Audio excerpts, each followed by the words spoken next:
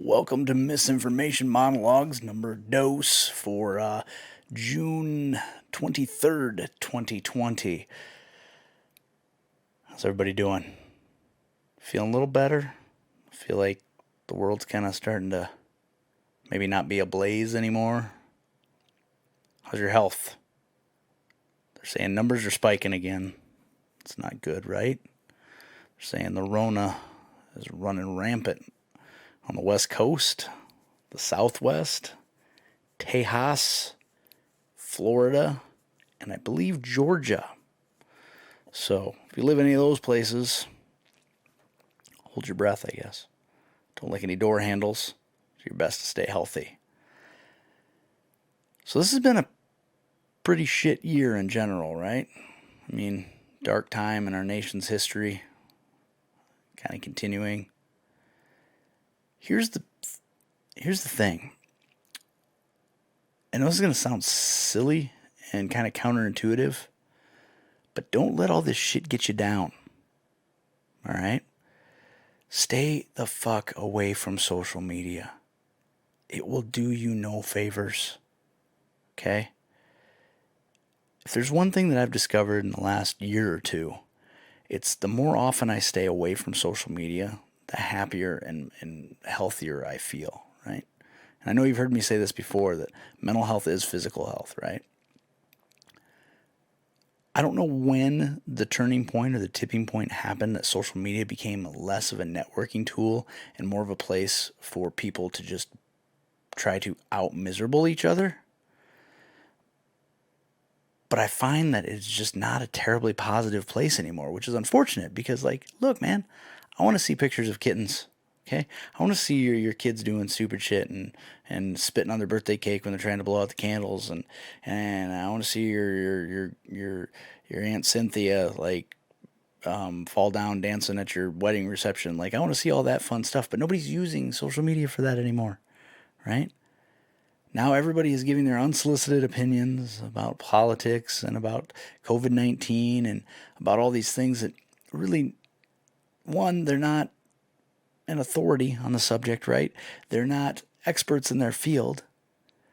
It's kind of like when you're driving that first week of warm weather, right? You got your windows down, you're really enjoying the breeze and hearing the birds singing and the angels chirping or however that works, right? And all of a sudden you hear next to you at a stoplight a stereo. The loudest stereos are traditionally not playing the best music, right?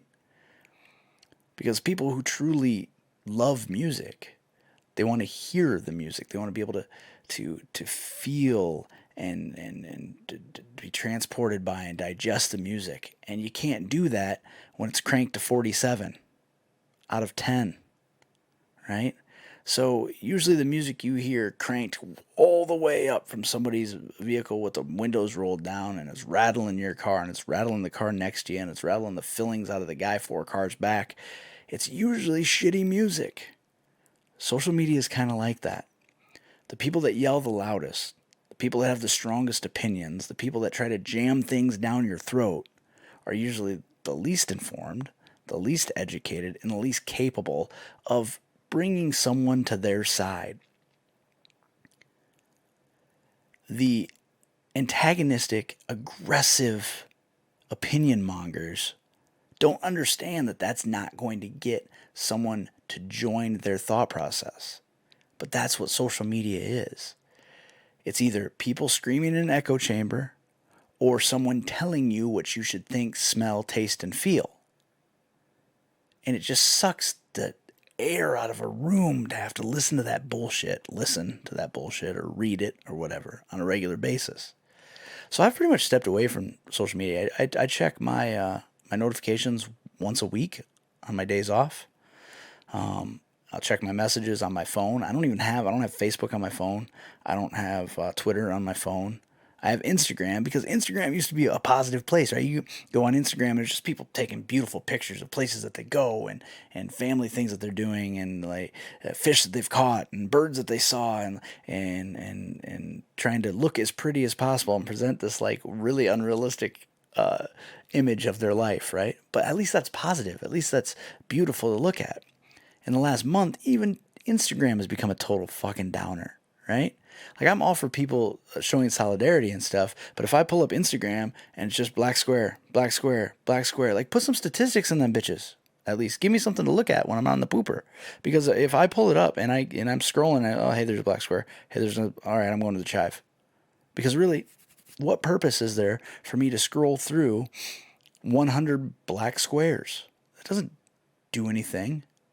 And honestly, it doesn't really send a message. Like, yeah, I know that these things are bad, but give me some statistics. Educate me, right? But then we're back to people screaming their opinions at you. I don't think social media is the place to go try to change the world, right? If you're on social media and you're screaming your opinions at people and you're trying to jam your thought process down their throat, know this: it will not work. It will not change anybody's opinion.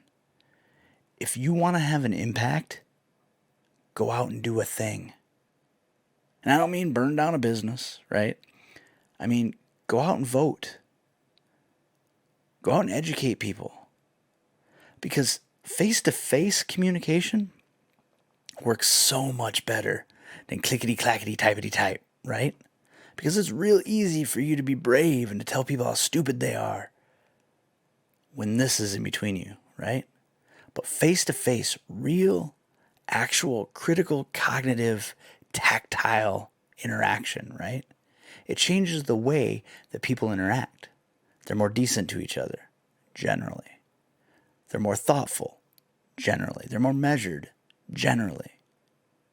So that's the way you communicate with people. That's the way you try to affect change. Go volunteer your time. Go interact with people. Go give something of yourself. Don't sit behind your keyboard on Facebook or Twitter pushing out information to feel like you're part of something, because you haven't done shit. You haven't made a difference. You haven't changed anything. So stop screaming at people on the internet. And if you really want to change something, go out and change it. Okay? Because it's not good for your mental health. Like getting on this nameless, faceless machine, right? And trying to affect real social change, you're going to become frustrated. You're going to feel like the world is not changing. You're going to feel like the world's full of idiots and evil people, which it's not. It's not. The world is not a bad place. But everyone's interaction with it now, especially because they were all locked in their own houses for 3 months, everyone's interaction with the real world is through the internet, where people don't know how to act. And it's making us despondent. It's making us frustrated. It's making us not believe in our society anymore. It's making us feel like we are failing as a society, but we're not. What we're failing at is basic human interaction and communication. So step away from the social media and go out and interact and be with your friends, be part of a community. If you want to be part of something, start there. And then maybe you can affect your community to change. Maybe you can all together make a difference. Because it's not going to happen through Facebook. I promise you. But things can get better. They're already better than we think they are. But because of the immediacy of information and the cramming of things down our throats, and the example that I use when I teach a communications class is it used to be you would hear one bad thing and you hear it one time. And it'd be a longer story. News the articles, you used to have 60 Minutes as a perfect example. They'd do a big story on something big. And you'd hear it that one time. And you'd be like, man, that's really terrible. We should do something about that. But now we hear the same bad story about the same bad thing on loop. And that's not just because of cable news. That's because of internet and the immediacy of information. So it convinces you psychologically that there's no hope for the world and that we're doomed and that everything is much worse than it really is.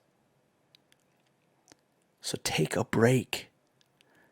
Unjack from the matrix and go out and go for a walk. Clear your mind. Remember when people used to go for a walk to do some thinking? Now they don't, right? They scroll mindlessly through their phone to do some thinking. You're not thinking, you're not engaged, right? You're like in some kind of weird fugue state between thought and emotion where you're just tuned out. If you go for a walk, get the air in your face. Hear the birds, hear cars, hear that stupid loud music that we talked about earlier, right? Your brain will become engaged. You'll start to make cognitive connections. You'll start to think, right? And try doing it without music going, without headphones on, right? Without listening to a podcast. So that you are alone with your thoughts, which rarely in this society are we anymore. And if you ask me, that's no good, because you have to process things in order to deal with them. Disconnect. Step away from it all. Hell, when you take a poop, leave your phone outside the room. 1, you'll be out a lot quicker. And 2, you'll probably actually think while you're in there. I used to do my best thinking when I was on the pooper. Come up with all kinds of great ideas. All kinds of jokes, all kinds of thoughts for writing, right? I'd come up with ways to fix technological problems, right? Because I work on people's computers for them and stuff. When I'm on the pooper, think of the answer. But if I'm sitting in there on my phone, scrolling through the chive, I'm not thinking. And that's a problem. Because if we're not thinking, we're also not feeling. And if we're not feeling, we don't have empathy. And I know you've heard me say it before, but without empathy, we're not going to solve any of the world's problems. And without good self-care, good mental wellness, we have no business worrying about other people's problems before we get ourselves right. Hope you're all well. If you're not well, try to get well. It's been another episode of Misinformation Monologues. With you as always, I'm Zach. Love you.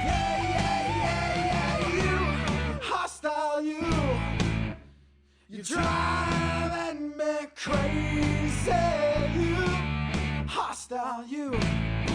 Yeah, you can spoil my day, please don't ruin my night. You can spoil my day, please don't ruin my night. Yeah, you can spoil my day, please don't ruin my night. Now you, hostile, you. Hostile, you. Yeah.